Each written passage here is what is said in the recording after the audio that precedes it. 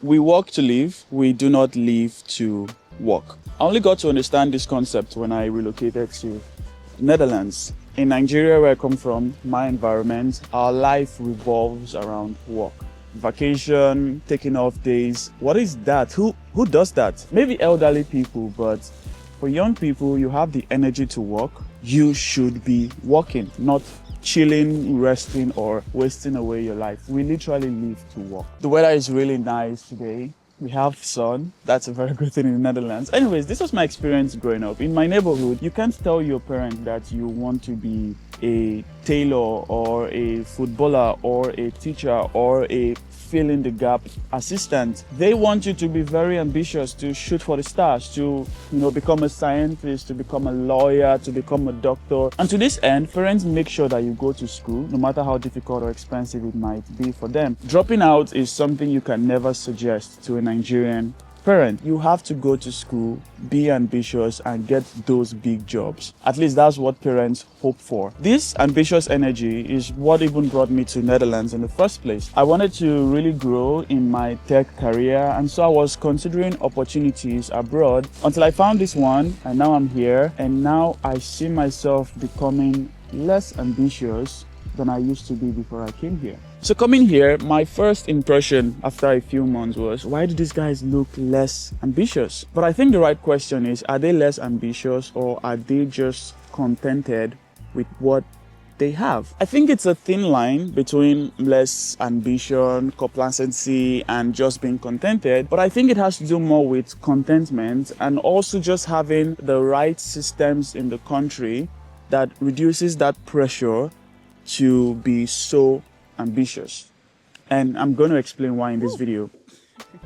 So a friend of mine worked as a barista for a cafe. I was still new in the Netherlands. And then after a few months, he proposed to his girlfriend. This was shocking for me, not because I knew him so much, but because I felt like you want to settle down and build a family being a barista. Now, if you're watching this video, you probably think I'm one of those people who belittle other people's jobs. I promise I am not one of them. The reason why I had this mentality was that growing up in Nigeria, before you think of settling down, building a family, you should have already attained high level or at least a very good level of your career, made a lot of money, not necessarily becoming so rich, but having so much money, and then you can think of settling down. Even with the job that I came with into the Netherlands, I couldn't see myself settling down anytime soon because I still thought, I have to attain a senior position, get more money, and all of those things. So he and his fiancée, they planned this wedding, and the wedding was a huge success. I was invited for it,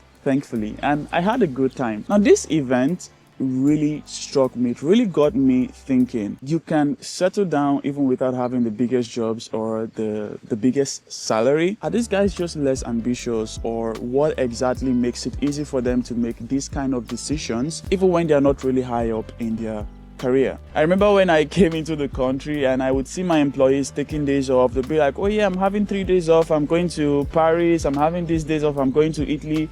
And I would feel like the time you could be using to grow more in your career, the time you could be using to make more money, you are what? Chilling. You can chill later on in your life. You also hear some people say, yeah, after school, I want to study XYZ. And I found it really hard to comprehend because I was still new here. Because in my head, I'm thinking, you could do a PhD, you could shoot higher, you could do more, and you just want to settle with XYZ. As time went on, I got to understand things better and also understand why there was just less pressure to be really ambitious.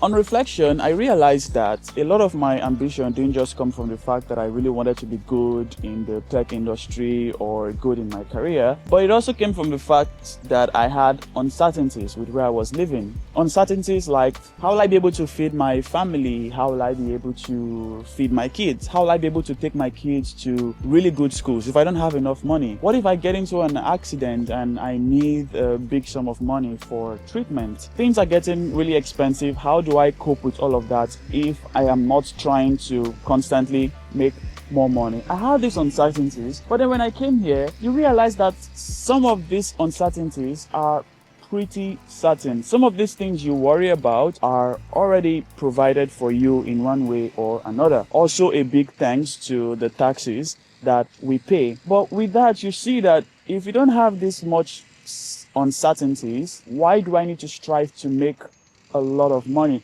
Let me give you a few examples of these certainties. The Netherlands offers free primary and secondary education. There are some cases where you might be asked to pay extra, maybe for the student books or school trips, but in general, free primary, free secondary education. What about the university? The university tuition is subsidized to, I think, 2,500 euros for Dutch and EU citizens, while others are paying, I don't know, 9,000, 10,000.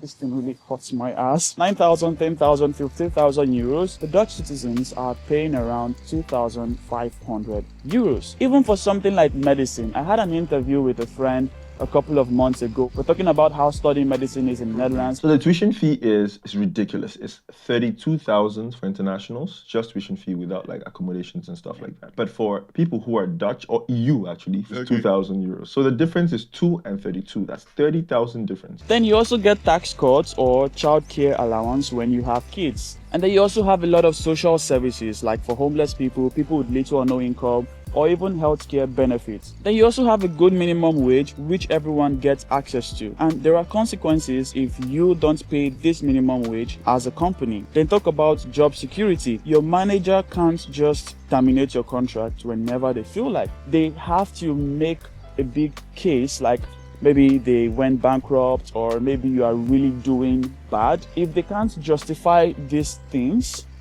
they can't just fire you. And then you also have access to mortgage for buying houses. I remember back in Nigeria, when you see people abroad buying houses, you see them saying things like, oh, I got my first house at 21, I got my first house at 22. That was really big because back home, if somebody is buying a house or building a house, it means that they dropped all the money at once to get that house, to build it, to buy the land and whatever. And then I come here and I realize people are not just dropping all the money at once. They just borrow the money from the bank. So technically the bank owns the house. You are just paying money to the bank. Is it okay?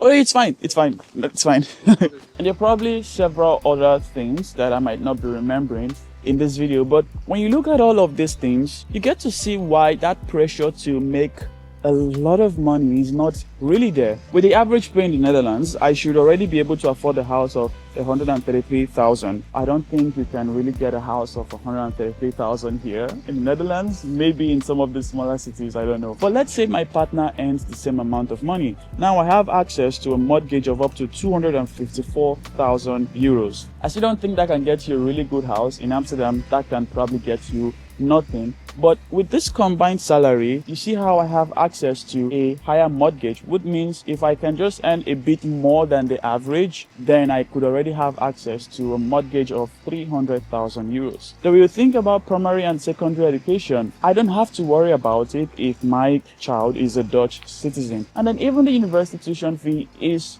subsidized. I don't have to worry if the cost is 9,000, 10,000 euros, unless it's a private university, of course. I just have to pay 2,500 euros, which is quite beautiful because I'm with a Dutch partner, so I'm really excited for my kids. Yes, you still have some people who are ambitious and they want bigger careers or bigger things for their future. They want to build businesses, do all of these interesting things. But for the majority, you get to see why I can just focus on life and not really worry about making a lot of money. So while someone might be thinking, oh, these people are less ambitious, on the other hand, you can just see that they are just contented. They have the right structures, the right systems that enables that contentment. And I think all of this is also because the Netherlands is very big on work-life balance. The quote I mentioned earlier, we work to live, not live to work. What I really see here is that people work, they make the salaries that they make so that they can live, so that they can have nice time with family, nice time with friends, travel and do this